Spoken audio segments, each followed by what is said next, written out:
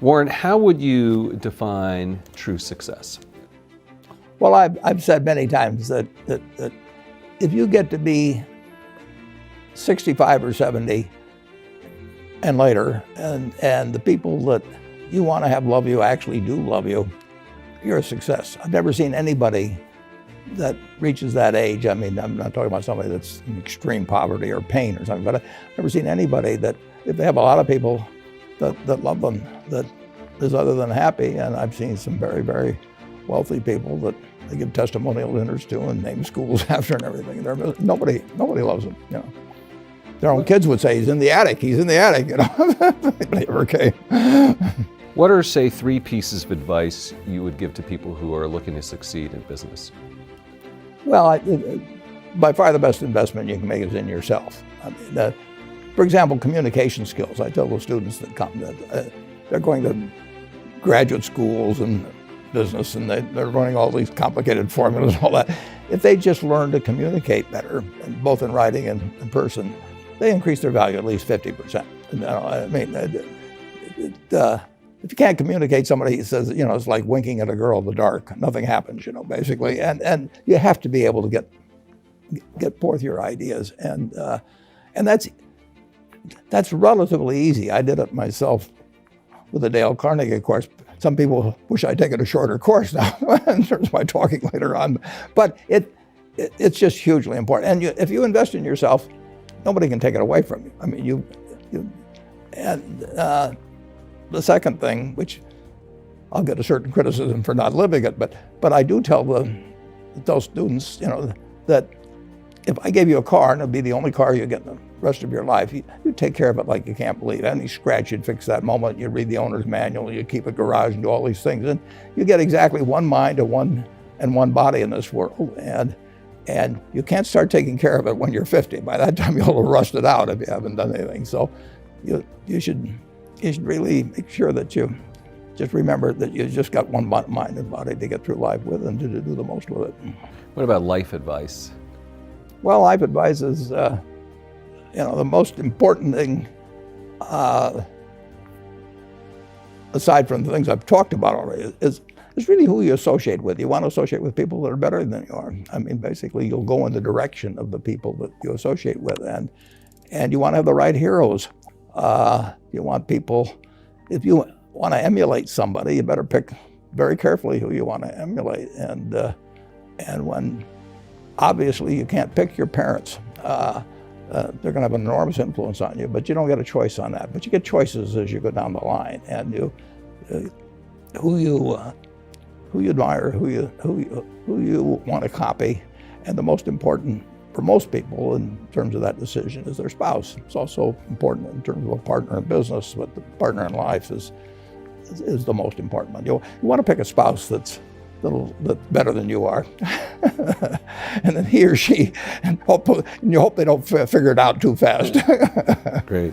Biggest mistakes people make when investing? Well, they try to, they just don't realize that all you have to do is just buy a cross-section of America and then never listen to people like me or read the papers or do anything subsequently. They think that because you can trade, you should trade. You buy a farm, you buy an apartment house, you can't resell it tomorrow, and you know the cost of moving around. Now you get something handed to you, liquidity, you know, which is instant. You can sell, and the cost of doing it are pennies, you know, compared to other kinds of investment activity. So because they can so easily move around, they do move around, and moving around is not smarter than investing. You have a pretty cool morning routine regarding what you have for breakfast and how prosperous you feel. What is that? Well, I now actually send somebody over to McDonald's usually to get me something. Since the publicity I got from earlier describing my habits at McDonald's, I now have somebody go in the office, but that was more for entertainment value. I eat exactly what I like to eat. If I liked it on my 6th birthday, at my 6th birthday party when we had hot dogs and hamburgers and Coke and ice cream with chocolate, I still like it. And I don't care about anything subsequently. I discovered it all by the time I was 6. if somebody offered me a deal when I was 20 and said, you're going to live 1 year longer, instead of living to 88, you'll live to 89 or whatever it may be, if you eat nothing but broccoli and Brussels sprouts and onions and all these things, I just said, I'll take the last year off. It probably won't be that good anyway. So I eat what I like to eat. I'm not venturesome in that area. I like how you lumped in onions with broccoli and Brussels sprouts. Well, Never heard that. I just don't happen to like onions, but I don't put them in the same category. Okay. You and George H.W. Bush, I think. Is business school worth it? Depends on the person. Much more than it depends on the school. I mean, I wouldn't worry.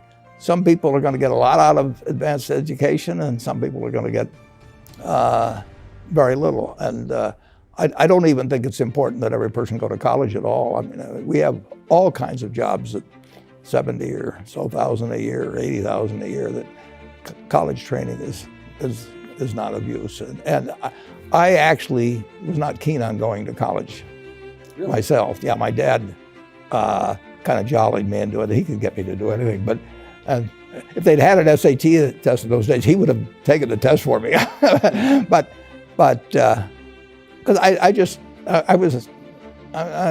knew I could have a good time, and I liked investing, and I didn't really feel I could read the books. So I don't, it's a big commitment to take 4 years, and the cost involved, and maybe the loans involved, and everything. I think, depending on what your interests are in life, I don't think it's for everybody. I think it's for a lot of people, but there ought to be a reason you're going, and I didn't really see much reason. All right, last question. So lightning round, so there's a few. Do you ever drink water? Only under duress. What is your favorite all-time song, Warren? It's undoubtedly, it's My Way. What about movie? Favorite movie? Well, I like The Bridge on the River Kwai because of there were a lot of lessons in that. Plus, it was enormously fascinating. Catchy tune, also. Pardon me? Catchy tune, also. Yeah, Right. very. Right. But the ending of that was sort of the story of life. He created the railroad, and did he really want the enemy to come in across it? Got it. Favorite book? Well, the favorite book from an the book that had the most impact on my life was The Intelligent Investor by Ben Graham. I knew you were going to say that. Favorite TV show? It's probably going to be it would be Nebraska in some huge bowl game and winning. And finally, what do you carry in your wallet, and how much money do you tend to carry around? Well, I probably carry maybe $400. I actually, my wife likes to use the cash, so I just take home a chunk of cash every now and then she doles it out. She looks at my billfold and sees whether all the hundreds are gone. Sticks a few in there. But, it's pretty simple. And credit cards? I've got an American Express card, which I got in 1964, but I pay cash 98% of the time. If I'm in a restaurant, I always pay cash. It's just easier.